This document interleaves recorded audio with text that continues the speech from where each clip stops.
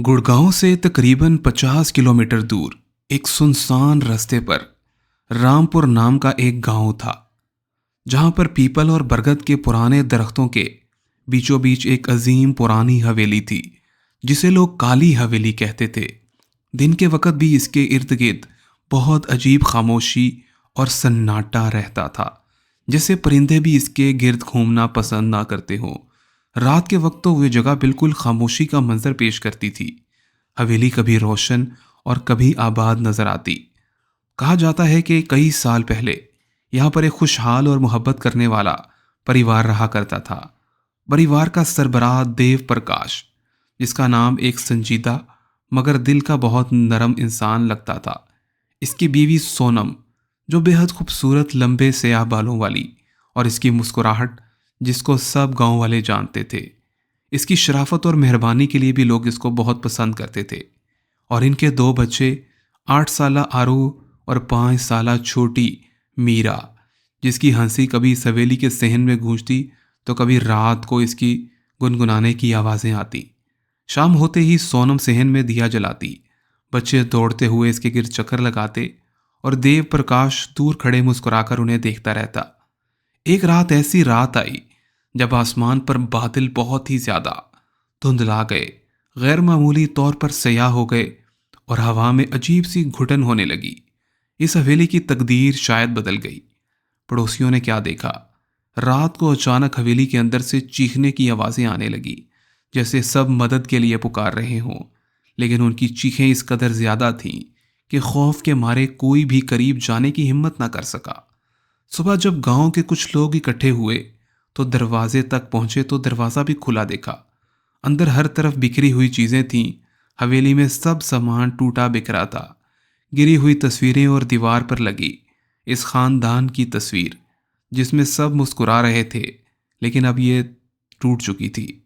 कहा गया कि पूरे परिवार को बेदर्दी से किसी ने कत्ल कर दिया, मगर अजीब बात यह थी कि कोई वाज़ेह निशान ना मिला और ना ही कोई सबूत। पुलिस ने बहुत ज़्यादा तफ्तीश की, लेकिन पुलिस को भी कोई सुराग ना मिला। इसके बाद गांव में इस हवेली का हुलिया ही बदल गया। रात भर में यहाँ से अचानक कभी सिसकियों की, चीखने और चिल्लाने की आवाज़ें आती थीं। लोग बहुत ज़्यादा डरने लगे थे। माएँ तो बच्चों को डराती थीं कि अगर खाना नहीं खाओगे तो इस हवेली में तुम्हें छोड़ आऊँगी। इस कदर खौफ और सन्नाटा कि वहाँ से गुजरते हुए जानवर भी बहुत ही अजीब सा चेहरा बनाकर इसकी जानिब देखते थे।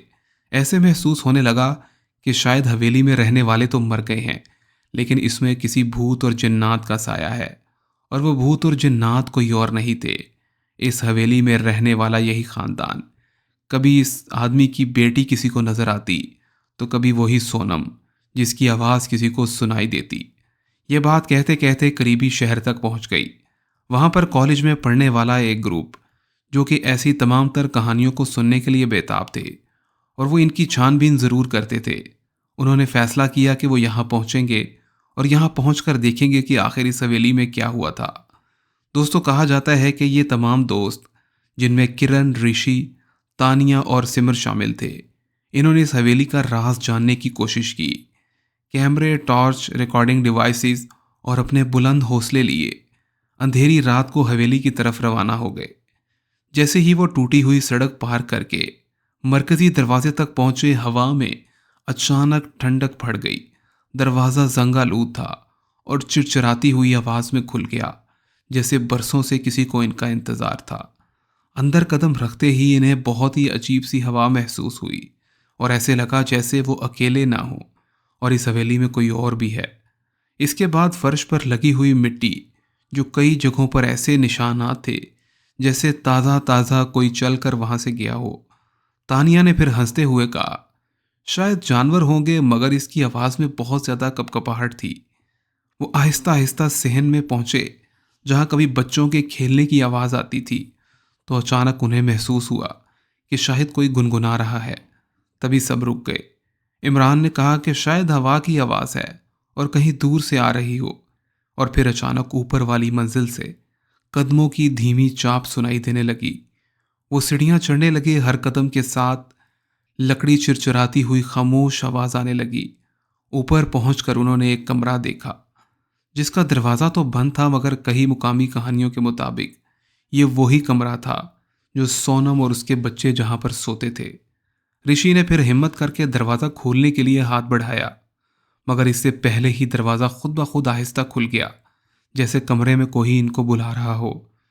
दीवार पर वही खानदान की पुरानी तस्वीर थी, जिसको देखते ही सब डर गए, क्योंकि इसके अंदर पड़ने वाली दरारें ऐसे महसूस हो रहा था कि जैसे किसी ने बहुत ही पुरानी चीज़ का बदला लिया हो। और इसी लम्हे खिड़की के अंदर से जोरदार आवाज़ आई, जैसे किसी ने खिड़की में बहुत ज़ोर से धक्का दिया हो। ये तमाम दोस्त बहुत ज़्यादा डर गए और घबराने लगे। इसके बाद भागते हुए ये वापस सब सीढ़ियों से नीचे निकल आए। नीचे आते ही इन्हें ऐसे लगा कि जैसे इनके पीछे कदमों की आवाज़ आ रही है। तभी यहाँ से ये भाग निकले और इनका एक दोस्त, जिसका किसी ने गला दबोच लिया, वो बहुत ज़्यादा चीखें मारने लगा, लेकिन किसी ने उसको छुड़वाने की हिम्मत तक नहीं की। तभी थोड़ी देर बाद में वो अपनी सांसें रोक कर दम तोड़ गया।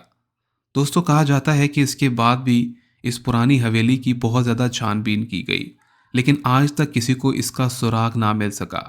लेकिन कुछ लोग इस हवाले से ये कहते नज़र आते हैं कि यहाँ पर रहने वाला ये ख़ानदान, इनका जो वालिद था बहुत ही ज़्यादा संगदिल इंसान था। उसने किसी बूढ़े शख्स को मारकर उसकी हवेली पर कब्जा कर लिया था और तभी से यहाँ पर रहता था।